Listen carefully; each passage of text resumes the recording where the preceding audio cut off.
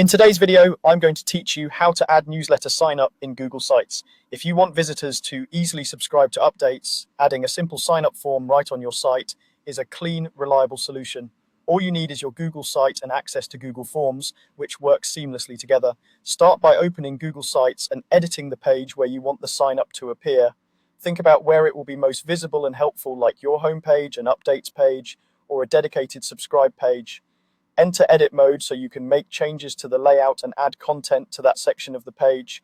On the right side of the screen, you'll see the insert panel. Click insert to reveal the available content options. This is where you can add text, images, and importantly for this tutorial, a form. Using a form is the easiest way to collect signups and keep responses organized. From the insert options, select forms. A picker will open showing your existing Google Forms and an option to create a new one. If you already have a newsletter form you've used elsewhere, you can select it here.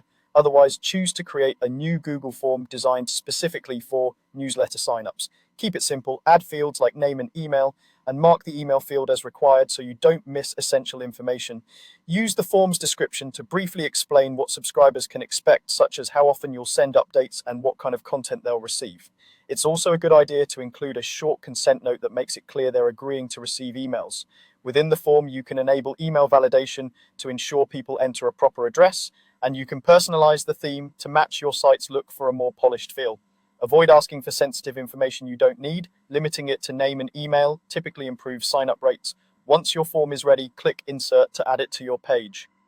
Google Sites will embed the form right into your layout so visitors can fill it out without leaving the page. Place it where it makes the most sense visually and make sure it's easy to see and read.